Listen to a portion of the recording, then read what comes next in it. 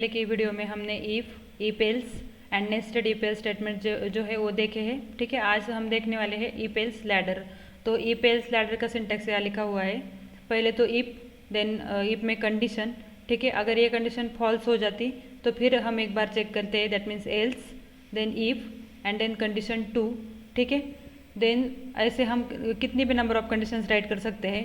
ठीक है, एंड बाद में एक एल्स। अगर ये सारी कंडीशंस फॉल्स हो जाती तो ए एल्स वाला कोड जो है वो एग्जीक्यूट हो जाएगा। ठीक है, तो देखिए इफ की कंडीशन ट्रू हो जाती है तो हमारा कंट्रोल इस इफ ब्लॉक के अंदर आ जाएगा, और अगर ये कंडीशन फॉल्स हो जाती है तो हम नेक्स्ट कंडीशन चेक करेंगे। अगर ये भी फॉल्स हो जाती है तो हम फिर एक बार राइट कर सकते हैं else, if and then condition 3। ठीक है, वो भी अगर फॉल्स हो जाती है और हमारे पास और कुछ कंडीशंस है तो हम लिख सकते हैं एल्स, इफ, कंडीशन 4। ठीक है, दैट मीन्स हम नंबर ऑफ इफ कंडीशन से राइट कर सकते हैं। तो इसलिए इस लूप को या इस स्टेटमेंट को बोलते हैं इफ एल्स लैडर। ठीक है, ये जो स्टेटमेंट है इसे बोलते हैं इफ एल्स लैडर, क्योंकि हम नंबर ऑफ इफ स्टेटमेंट यहाँ राइट करते हैं। ठीक है, एल्स के बाद हम नंबर ऑफ इफ कंडीशन यहाँ राइट करते हैं। तो ये हुआ इफ एल्स लैडर का सिंटैक्स। अब हम प्रैक्टिकल एग्जांपल इसका देखते हैं। ठीक है, अगर ये हमारा विजुअल स्टूडियो कोड एडिटर है। ठीक है, इसमें मैं प्रोग्राम करती हूँ टाइप। सपोज हमारे पास 3 नंबर से या फिर 4 नंबर से कंसिडर करो, हमारे पास 4 नंबर से और हमने वो 4 वेरिएबल्स में स्टोर किए हैं, और हमें चेक करना है कि 4 में से कौन सा नंबर ग्रेटर है।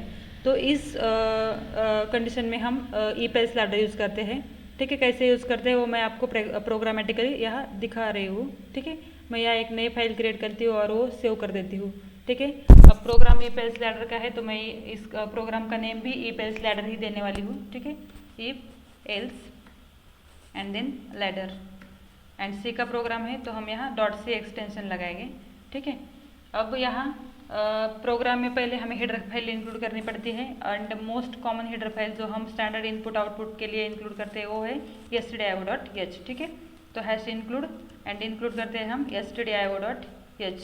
ठीक है, यह है हमारी standard input output header file, जिसमें हमारे इनपुट आउटपुट रिलेटेड फंक्शन जैसे कि प्रिंटफ, स्कैनफ की डेफिनेशन स्टोर है, और वो फंक्शन हमें प्रोग्राम में यूज़ करने हैं, इसलिए हमने ये यहाँ हेडर फाइल इंक्लूड की। उसके बाद हम राइट करते हैं मेन मेथड। तो मेन मेथड का रिटर्न टाइप मैं यहाँ ले रही हूँ वॉइड, क्योंकि मुझे मेन मेथड से कुछ रिटर्न नहीं करना है। ठीक है, अगर हमें मेथड से या फंक्शन बोलो इसे, अगर हमें फंक्शन से कुछ रिटर्न नहीं करना है तो फिर हम यहाँ वॉइड रिटर्न टाइप लेते हैं। ठीक है, और अगर कुछ रिटर्न करना है तो रिटर्न वेरिएबल का जो कुछ डेटा टाइप है वो हम फंक्शन को देते हैं, मगर मेन का डेटा टाइप जो है उसी में या तो वॉइड होता है या तो इंट। ठीक है, अब देखो हमें क्या करना है, 4 नंबर्स लेने हैं और उसमें से ग्रेटर नंबर फाइंड आउट करना है।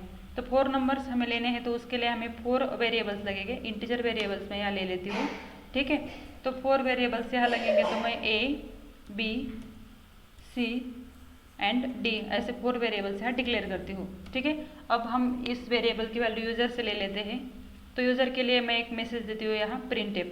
ठीक है, प्रिंटफ स्टेटमेंट से प्रिंटफ और एंटर द वैल्यूज़ कर देती हूँ।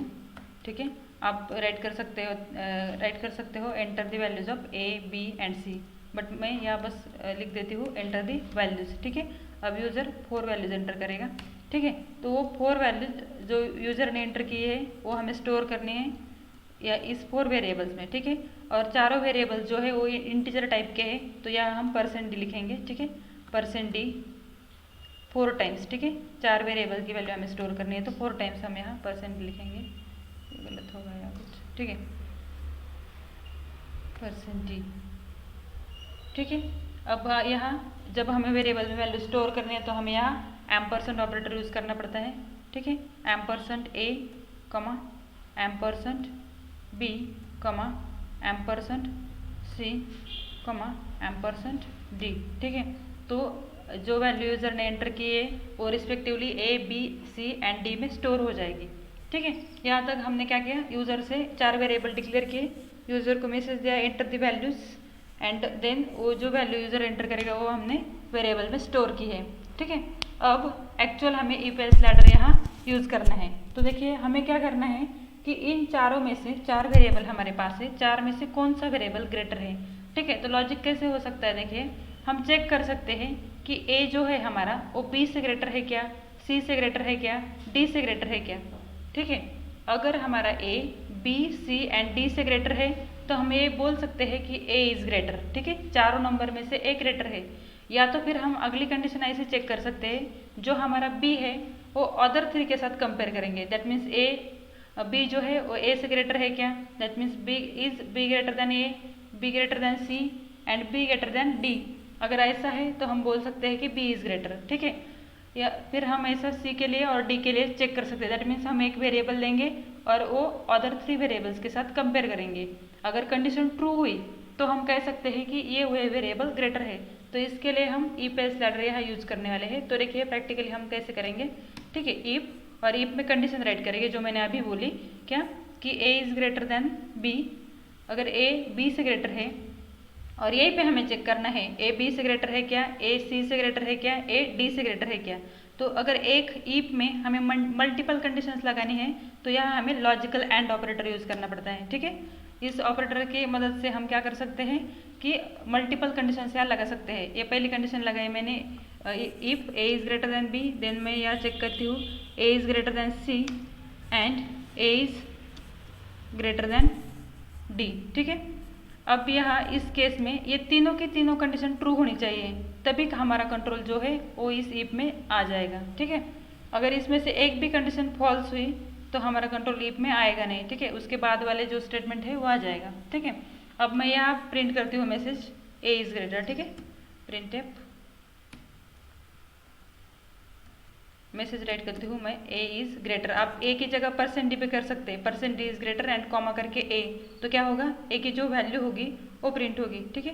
पर मुझे दिखाना है कि आपके लुक कैसे चलता है, तो मैं ए इज ग्रेटर ही रखती हूँ यहाँ, ठीक है। ए इज ग्रेटर, ठीक है, सेमीकोलन। अब अगर ऐसा नहीं है तो हमें बी के लिए चेक करना है, तो मैं फिर यहाँ क्या कर सकती हूँ, एक एल्स लगाती हूँ, ठीक है, एल्स एंड फिर एक बार कंडीशन चेक करती हूँ। दैट मीन्स हमें अगेन एक कंडीशन चेक करनी है। जैसे हमने यहाँ एक कंडीशन चेक की वैसे हमें बी के लिए चेक करना है। That means B is greater than A, B A से ग्रेटर है क्या, देन फिर हम क्या चेक कर सकते हैं, बी सी से ग्रेटर है क्या, B is greater than C, then हम चेक करते हैं and B is greater than D, ठीक है। ये लॉजिकल ऑपरेटर एंड ऑपरेटर हमने यूज़ किया। अगर बी इन तीनों से ग्रेटर है तो हम कह सकते हैं कि बी इज ग्रेटर, ठीक है। हम यहाँ बोल सकते हैं कि बी ग्रेटर है, ठीक है। तो मैंने यहाँ लिख दिया बी इज ग्रेटर, ठीक है। अगर ये भी कंडीशन हमारी फॉल्स हो जाती या फिर हमें सी के लिए भी चेक करना है तो हम सी के लिए भी या फिर एक कंडीशन लगाते हैं और एक कंडीशन हम सी के लिए लगाते हैं, एल्स इफ।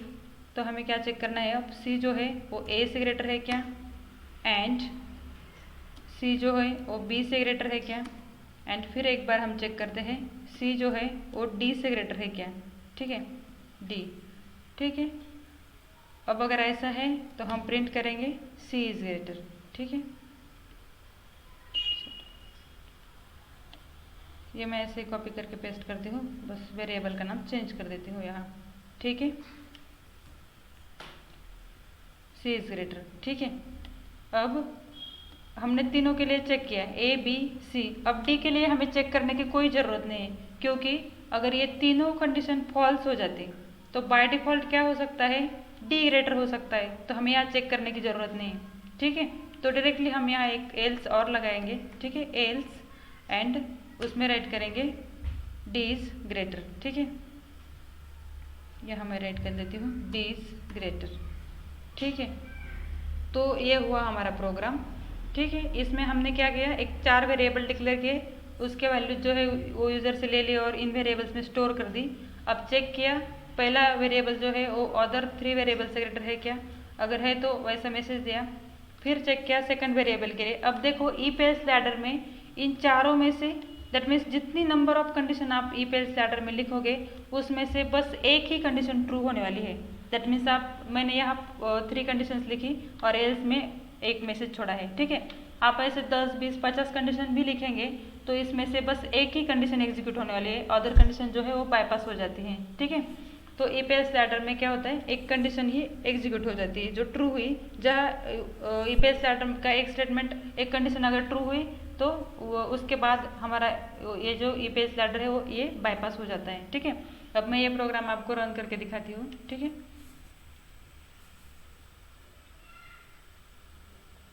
ठीक है, यहाँ हमारा टर्मिनल है, मैं इसे सेव कर देती हूँ एक बार, ठीक है। टर्मिनल पे मैं ओपन कर देती हूँ ये टर्मिनल, ठीक है।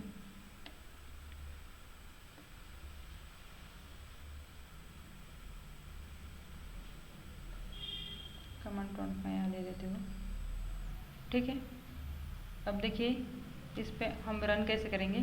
पहले तो मैं मेरा प्रोग्राम स्टोर का है, ये देखिए यहाँ पाथ आ जाता है, ठीक है। यूज़र में, एडमिन में, डेस्कटॉप में, जनरल में, ये हमारा प्रोग्राम स्टोर है। तो यहाँ मैं एडमिन में हूँ तो मुझे डेस्कटॉप और जनरल में जाना है, ठीक है। तो उसके लिए मैं पहले कमांड राइट करती हूँ ./desktop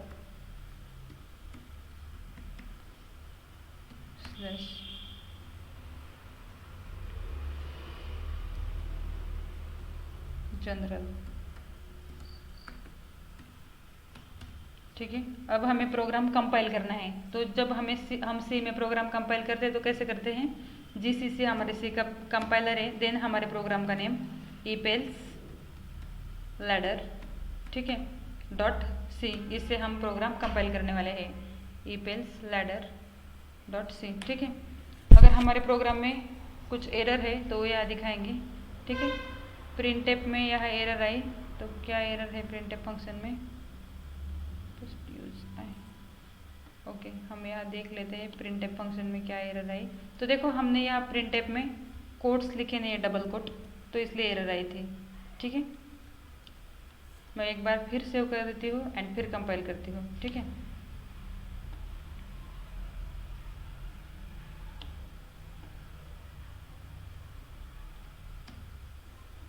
ठीक है, जब हम प्रोग्राम कंपाइल करते हैं तो अगर प्रोग्राम में कुछ एरर है तो वो हमारे लिए शो हो जाती है, और अगर कुछ एरर नहीं है तो फिर हमें ऐसा नेक्स्ट कमांड हम डालते हैं, ठीक है। तो एरर क्या थी हमारे प्रोग्राम में कि हमने प्रिंटफ स्टेटमेंट में डबल कोट्स नहीं लगाए थे, भूल गई थी मैं वो। तो ठीक है, आपने एरर देख ली, देखिए एरर कैसे दिखती है यहाँ, ठीक है। अनडिक्लेयर्ड आइडेंटिफायर यहाँ दिखाया है हमें, ठीक है। तो हम समझ गए कि यहाँ डबल कोट हमारे रह गए, मिसिंग है, ठीक है। अब हमें प्रोग्राम रन करना है तो कैसे करेंगे हम, ./a.exe, ठीक है, इससे प्रोग्राम रन करेंगे हम। तो देखिए हमें मैसेज आया एंटर दी वैल्यूज़, ठीक है। तो अब हमें क्या करना है, 4 वैल्यूज जो है वो एंटर करनी है, ठीक है। रैंडमली कोई भी वैल्यू हम एंटर कर सकते हैं। सपोज मैं यहाँ एंटर कर देती हूँ 6, देन 5, देन 7 एंड देन 3, ठीक है। अब देखिए ए में स्टोर होने वाले हैं 6, बी में स्टोर होने वाले हैं 5, सी में 7 एंड डी में 3, ठीक है। तो हमारे लिए क्या आना चाहिए, सी इज ग्रेटर, देखिए A B C and D, ठीक है। तो हमारे लिए मैसेज आना चाहिए, आउटपुट आना चाहिए सी इज ग्रेटर। तो देखिए आउटपुट यहाँ आ गया है सी इज ग्रेटर, ठीक है। मैं और एक बार आपको रन करके दिखाती हूँ, ठीक है। अब अगर हम प्रोग्राम में कुछ चेंजेस नहीं करते हैं तो हमें प्रोग्राम डायरेक्टली रन करना है, कंपाइल करने की ज़रूरत नहीं है। जब हम प्रोग्राम में कोई भी चेंज करें, कॉमा ऐड करें या सेमीकोलन ऐड करें, डबल कोट ऐड करें या कुछ भी, तो हमें प्रोग्राम कंपाइल करना पड़ता है।